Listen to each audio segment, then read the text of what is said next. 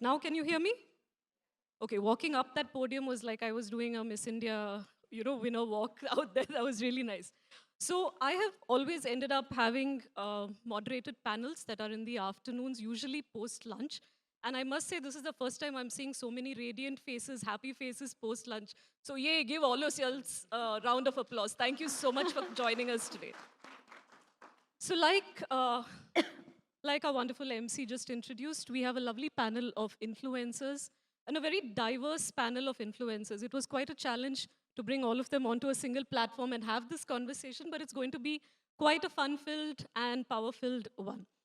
I don't want to take too much of time with me yapping. They have to do all of the talking. So I want to start off by adding to their introductions. So starting with you, Neeta, I'd love to know a little of what you do. How did you get into this, and what's your journey been like? So, as I said, I have been in this industry, financial planning industry, now almost 3 decades. I'm the founder of Financially Smart and me+we. I started off with a very costly mistake when it came to my own money, because I thought I was a science student and I don't need to know about money. I thought that's what commerce students do. And my dad was an accountant, mom was a housewife. And that's where I felt anything related to money is, I mean, even women don't really worry about money. It's always, the father or the brother or someone taking care. And that's where I wanted to be a medical doctor, but I ended up being a financial doctor because of one costly mistake, which I have written about in my book. I'm also an author. I've just released my book, which is Financially Smart, Be Financially Smart, The Modern Woman's Guide to Money, in which I've shared my entire story. And a yellow hair dryer, believe me, that is something which changed my life. And I moved on to be a financial doctor. Awesome. Linda and me have quite a history together. We're from the same town. We know the same people. We've studied in the same college. So it's always a pleasure to have someone from my hometown, as with Neeta as well. Linda does comedy and a bit of fashion as well. And that's quite a challenge as well. So, Linda, why comedy? How did you get into this in the first place? And yeah.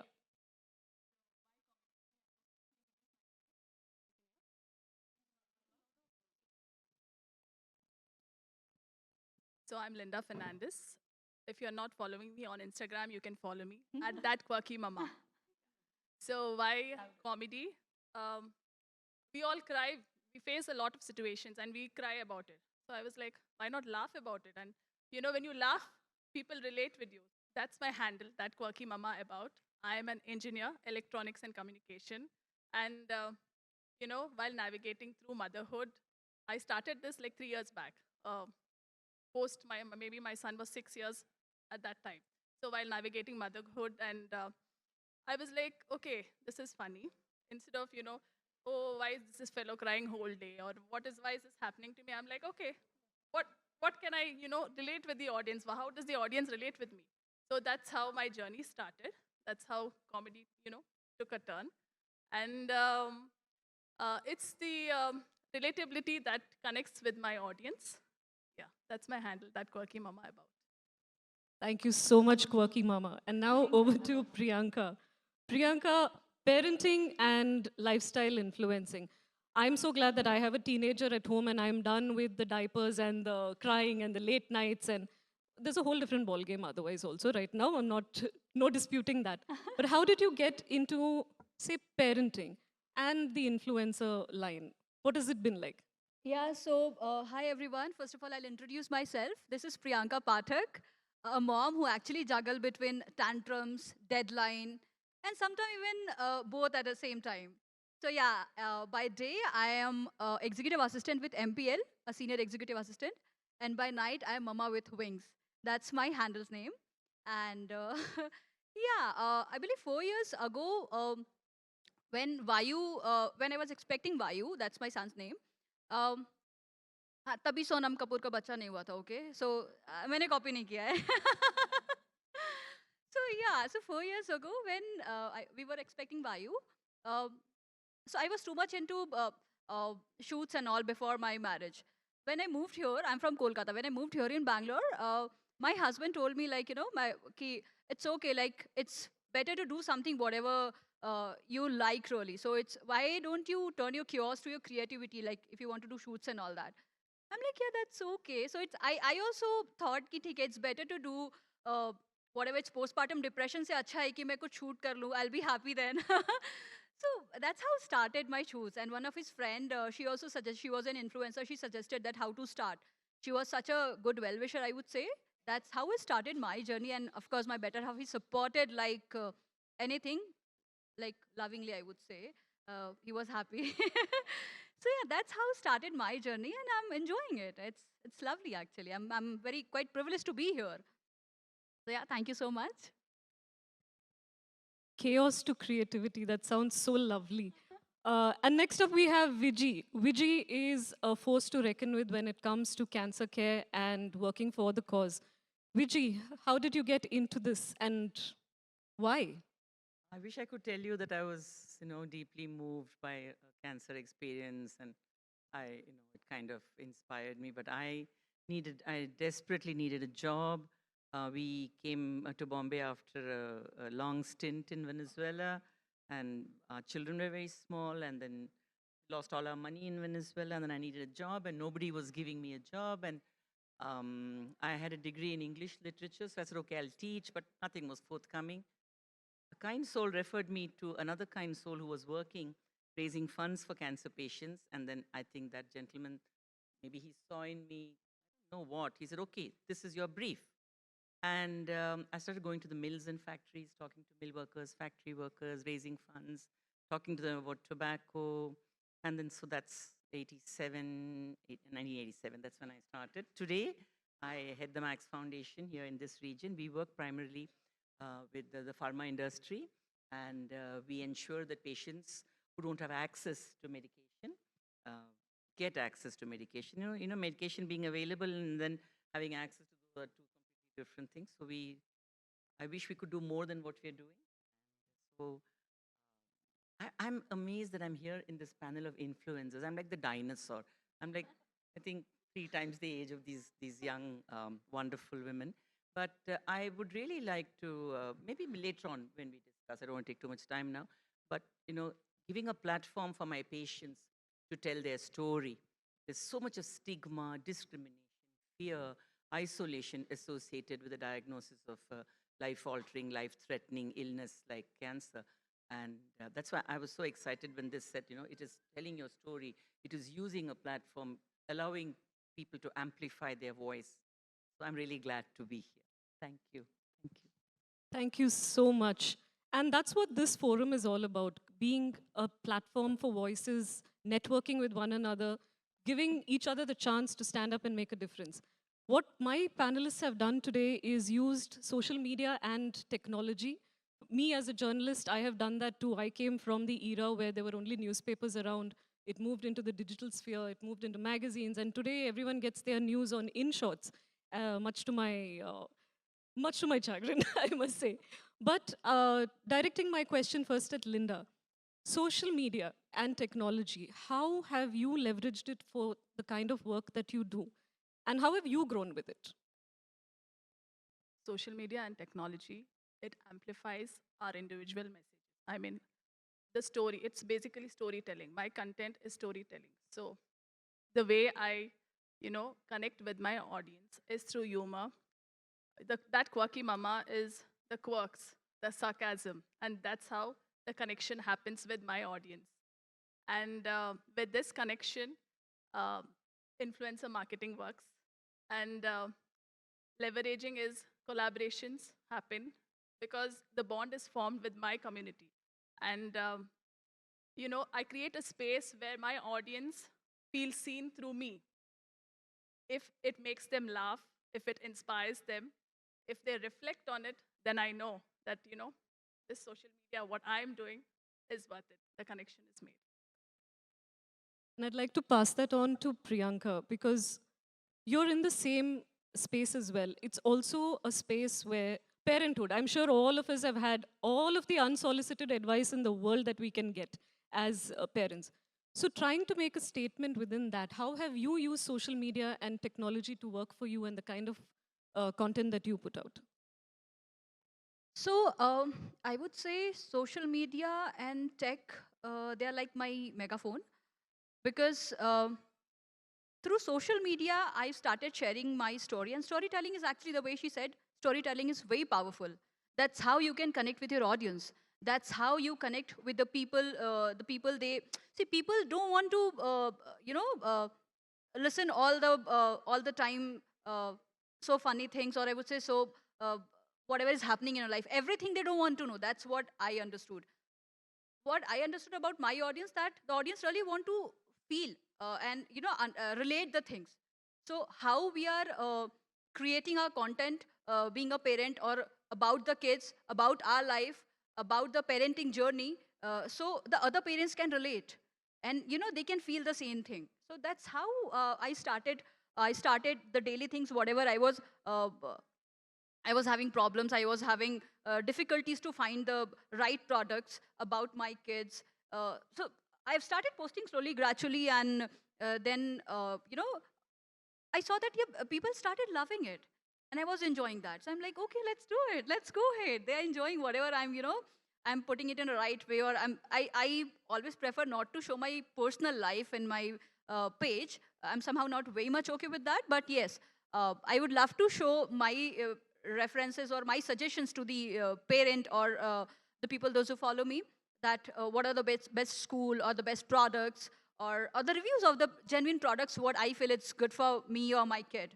So yeah, when people started loving me, and I have started getting the compliments saying that you're my mom goal, Priyanka. And one of my friend told me, whatever suggestions or whatever products you've suggested, I will really wait for your suggestions ki haan, abhi iske upar, if you're gonna suggest something. And that was quite inspiring for me. That's how it started. I'm like, okay, fine, people are liking it, let's go ahead. So yeah, that's how it started. Excellent. And that's how credibility is also built online. And while that may be in the mommy sphere, I'm going to Neeta now for the finance part of it. Neeta, like we had a conversation earlier as well. I told you personal finance has, for a while, just flown over my head. It can get very, very technical. And it's not easy to keep attention spans online as well, get an audience there and make that point. So how have maybe two things that you have learned on your journey that works really well on social media for you? I feel, our life is a sum of all the decisions we take daily. And most of the decisions that we take revolve around money. And everyone takes those decisions, whether it's, today a youngster, a woman, a man, everyone.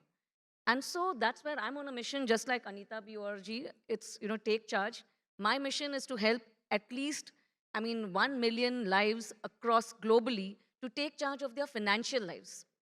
And so I'm building an ecosystem, and that's where social media has been so helpful, because I have been in this industry, as I said, for 3 decades, almost 30 years, where I've been consulting, individual clients, families, be it, from different zones, like whether it is from corporate executives, business owners, celebrities, as well as a lot of them. I'm a mom myself, and I have a son who's 19-year-old. So I've seen that even he needs to deal with money. And if he does not understand the value of money from an early age, and if he does not start saving and investing from an early age, he's missing the time, time, which is a very important element. And that's where social media has really helped me and reach out to many more people. As I said, I'm building an ecosystem. I speak through social media. This platform is one way in which I can spread my message. I have written a book. I have created online and offline courses. I do workshops, not just for colleges and schools. Also, I'm going and designing curriculums there. I'm also trying to help out. It's a ripple to waves effect. So if I feel each woman, my first book for women was written because I felt if each woman can make a difference, maybe in their own lives, take charge of their financial lives, and they can teach at least their own children, have money conversations at home. They are dealing with so many people in their office, maybe at home, their housemates, and so many people. That can create a wave kind of effect, and it can really help our economy. So that's where, social media has really helped me. Technology has really helped me to reach out to so many more. That's really, really interesting. Going from finance to something as difficult as cancer can be, it's very difficult to be empathetic about a subject like this unless maybe you're personally going through it or know someone who's gone through it. So, Vijay, how have you worked with technology and social media? I mean, we were discussing earlier at lunch about that wonderful initiative you have. But like you said, you have also you labeled yourself dinosaur. I wouldn't do that myself. But we also do come from an era where social media was not around. Absolutely. our methods of Okay. amplification were very different. So how have you leveraged that for a cause like yours? I think I've been kind of fearless and embraced technology, much against my initial hesitancy. But social media, which is the manifestation of technology today for all of us, is a tool. It depends on how you use it. I speak from a great place of privilege. I'm an older woman, and I have my wits around me. I have had basic grooming education. I know what's right, what's not appropriate. I never use the word wrong. But social media in the hands of youngsters today, we all know, your moms, I have grandchildren, and then we all know how dangerous it can be. It's a tool, it's like a knife. I cut an apple with a knife and I share it with all of you. I can take a knife and I can, destroy somebody, destroy something. So if we have our wits around us, if we know what our goal is, if we know what our objective is, then I think the tool we use. I always use this example, and then I read Salman Rushdie's book, Knife. He talks, it's his outpouring after he was attacked. And I was surprised that he compared, social media in the same manner. But when I started working with cancer patients, and at that time there was no social media as such, 37 years ago. So I encouraged patients to tell their stories.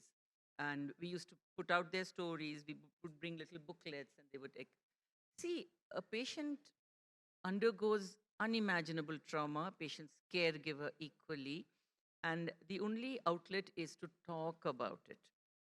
As caregivers, as friends, as family, extended family, we are very worried. What do I tell a patient? What do I tell my friend who's been diagnosed with breast cancer? A patient doesn't want anyone to tell or say anything to them. They want to be heard. They want someone to listen to them. And that's how, when you give that ear, that's how the story comes out. And when you say your story, you're equipping yourself with a lot of power to undergo, and the courage and the resilience to undergo this journey. It's a traumatic journey. And once uh, technology aided us by giving us different platforms, radio, television, uh, visual media, print media, and then now social media. There was a time when my patients would say, no photos. Uh, I don't want my children to know about my cancer. I don't want my mother-in-law to know. I don't want neighbors to know, so don't call us, stuff like that. A time has come now when patients in my patient support group, they're saying, Amma, आपने हमें tag नहीं किया Facebook के post में? So now a patient wants to stand up and say, hi, I am a cancer patient. And I think that is the magic of social. Thank you, Vijay. You actually quite eloquently led into my next question, which is actually about storytelling and how important it is. If you look at our panel today, each one of them told you their personal story that led to them starting this journey, the one that they are on, the paths that they are on.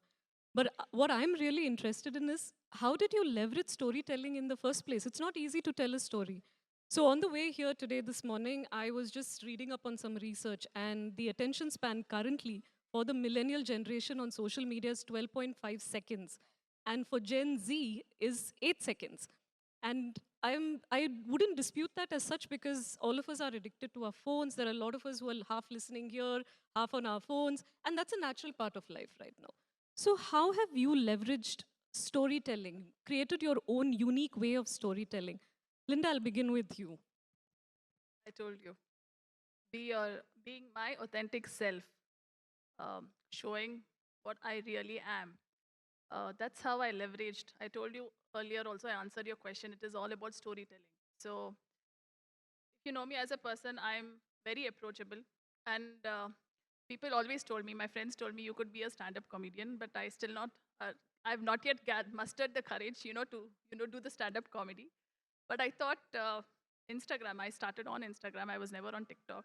Instagram gave me the platform to do what I love doing. Initially started with lip syncing, and lip syncing to maybe dialogues which I found very relatable to our personal life, be it anything, be it being a wife, be it being a daughter-in-law, be it being a daughter, So storytelling is how we connect with people. So I I get messages from people telling me, I watched your reel. That is my story. So that is how, storytelling works for me. And that is how today I stand with a community of 362,000 followers on Instagram, who relate with me, who celebrate life, laughter. They love my fashion sense, which is basic. So that's how storytelling works for me. Really relate to all the people who message you and say, I like that story or that's me, because if you watch her reels, there are so many times you're going to say like, yes, sister, I totally agree with that one. So Yes. I get where that storytelling part comes from. But Neeta, with something like finance, which, like you said earlier, you thought it's going to be only for the commerce kids, but it's a skill set that everyone needs. How does storytelling fit into finance? It fits amazingly well. Believe me, personal finance is more personal and less finance. And when I meet clients, I used to just start talking to them about, like, for example, there are a lot of RMs which keep coming to clients asking them to invest money. And when I would go to them and I would just try and talk to them and say, okay, no, so there is this RM, and I would just stop.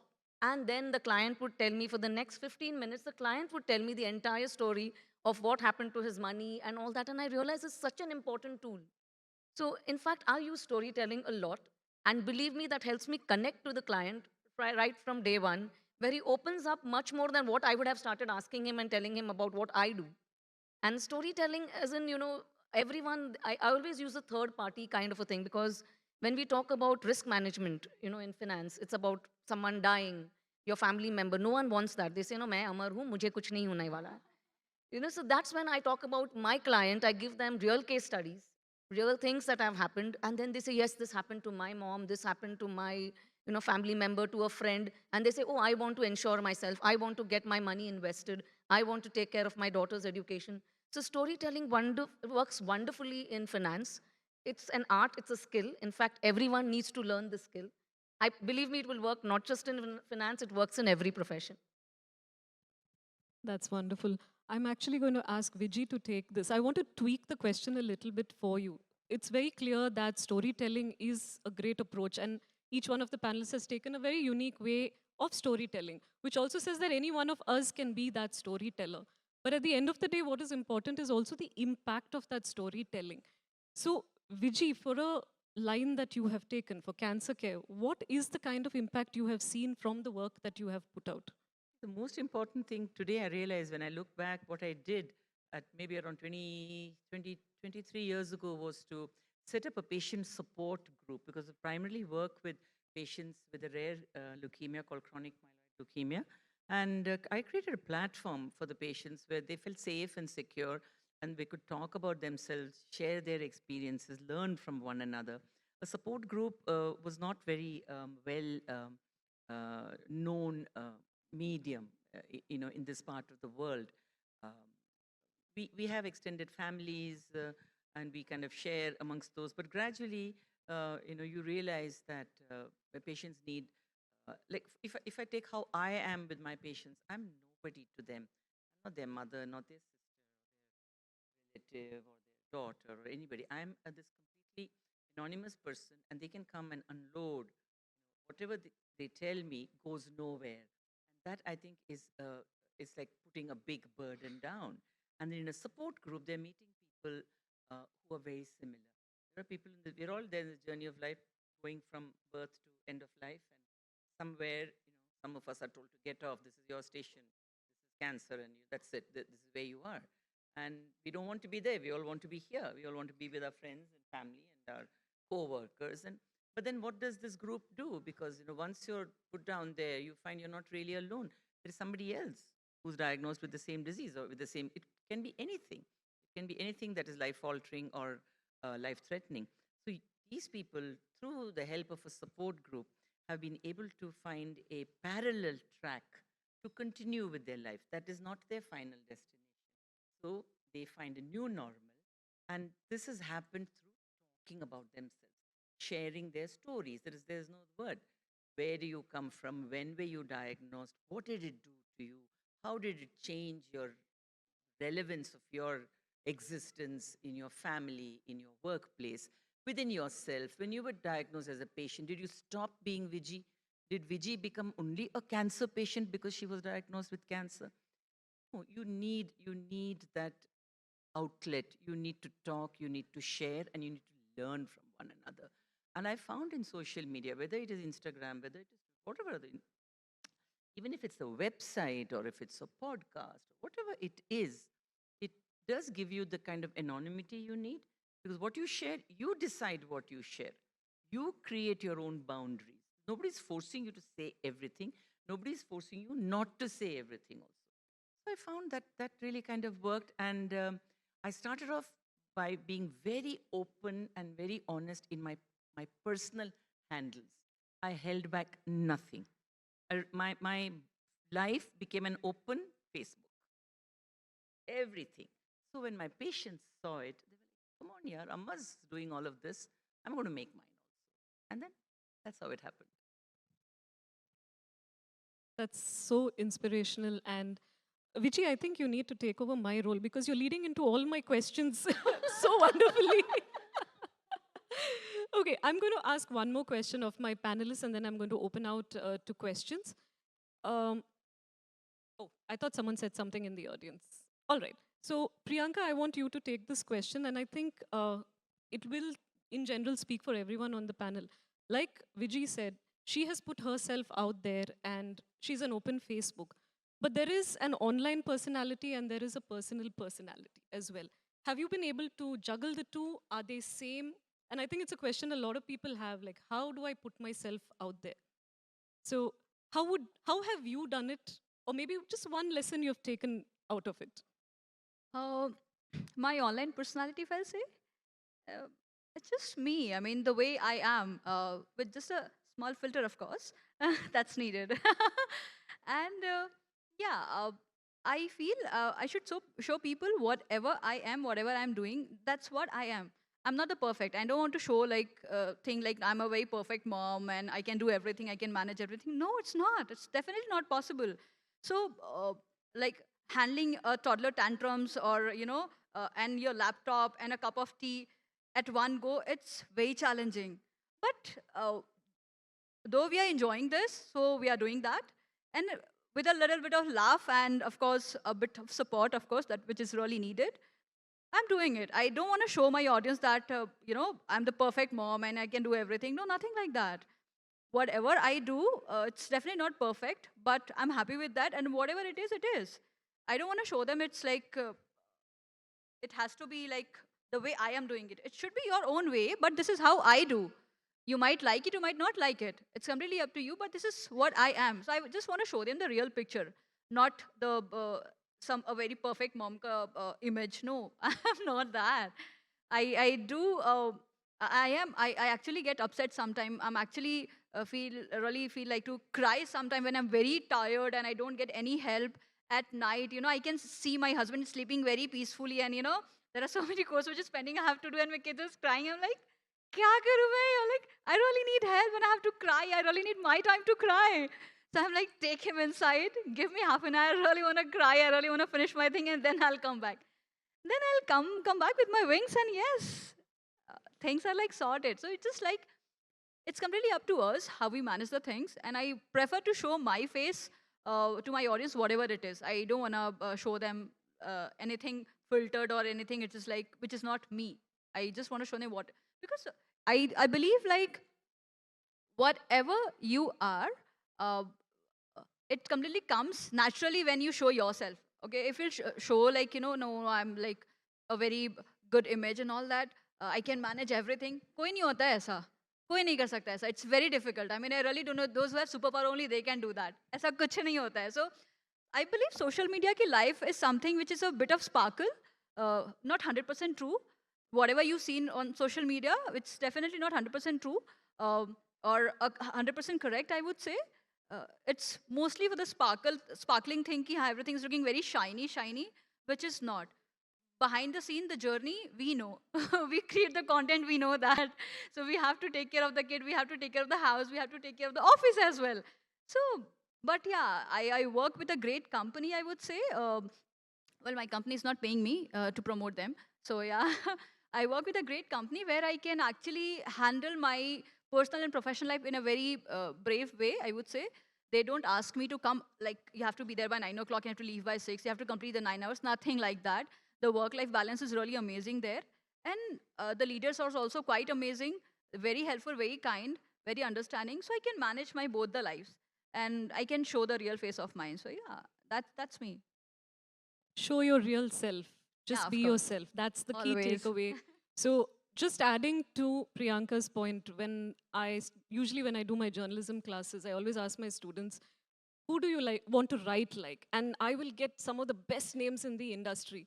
And I always tell them that it's wonderful to like and want to write like somebody, but it's also very restrictive because in the end, your personality is not going to come out, your style's not going to come out. And that's what you need to be. Just be yourself. And with that, I'm going to open up the floor for questions. You have a wonderful panel and lovely brains to pick, so please go ahead.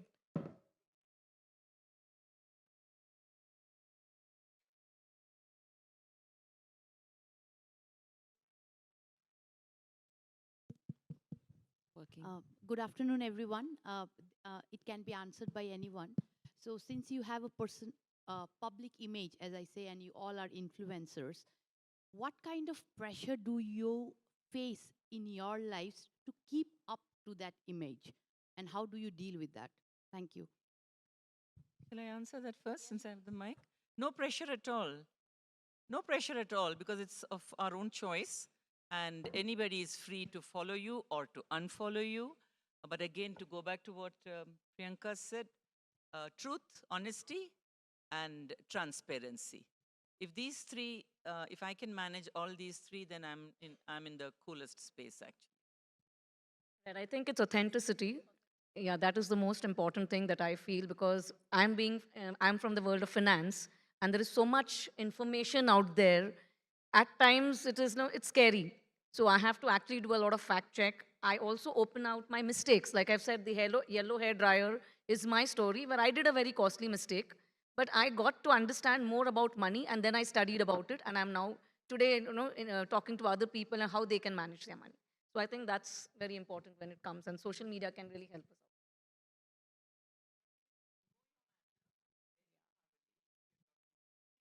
Everything, parenting, finance, cancer, whatever. Know your matter. And equally important is know your audience. These two things. Anyone else would like to ask a question? Or have you been the perfect panel and answered all your questions?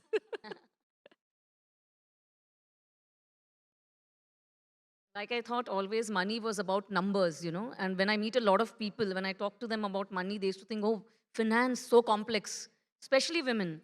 And then I would tell them, no, it's not that complex. Women are today, they have reached where and where. We have our president who's a woman, we have our finance minister who's a woman, and we have so many home ministers at home who are managing money so beautifully. So I mean, it's so important that women take charge of their financial lives, and thanks to all the supportive men as well who support their women in their lives. So I always say also about financial literacy. I say financial literacy is financial self-defense. So if you are financial literate, you can do anything. I think today, even if we have the choice here of coming on this platform, is because our money is working for us. And it's so for everyone out there, if you are able to make your money work for you, because money is just a tool. Money is not happiness. Money can bring you happiness if you use it effectively as a tool. Amen to that. All right, I don't see any hands raised, so this gives me a wonderful opportunity to move to what I wanted to do, that is put all my panelists on the spot. So I prepared a round of rapid fire questions just to have a bit of fun, and I'm going to do that now to each one of you. Don't worry, I won't be too harsh on you. Linda, what is the first thing that makes you laugh in the morning? My son. The excuse is he comes up because he doesn't want to go to school. And you check my page, I have numerous, reels saying that every unique reason which I myself, when I was a child, I never thought about it. My son has that reason. Okay, my hair is paining. So, yeah, that is. So it's my son. Yeah, very, very creative. You have to, so many real ideas are inspired by my son. Hate this. Uh, so it's quite common actually. My son, when he wants a chocolate, he's like, and 2 minutes ago, when I'll ask him, "Ki, why you let's eat food?" Mama, my stomach is paining, and he's 4 years old. Can you imagine? Mama, my stomach is paining. I'm like, okay, theek hai. Once you'll finish your food, I'll give you gummy bear candy. Okay? My stomach is not paining. I was like, what? That's how it starts. Like, it's really funny with the kids thing, and these are really funny things. Since you have the mic, Priyanka, if you could have one superpower in parenting, what would that be? Parent hack, I would say. Um, Superpower. I would love to say that uh, I can get the power to pause the time. So at least we'll get the enough time to sleep and some time for, of course, tea break ourselves. Of course, not for the kids. They sleep all the time. Yes, and some time of coffee break or tea break. I'm a tea lover, so yes, tea break, of course. And yes, then we are all set for to be a proud mom and a proud influencer. I would say, yeah, we have enough time. So enough sleep is quite a pause time is really needed. I believe we should have that superpower being a mom. Awesome. Thank you so much. All right, I have the board here that's shining in my face saying time is up. So once again, thank you, all of you, Neeta, Linda, Priyanka, Viji. I had a blast doing this with all of you. And like our panelists said, just be yourselves out there if you do decide to take this path. Thank you so much. More power to all of you. Good afternoon.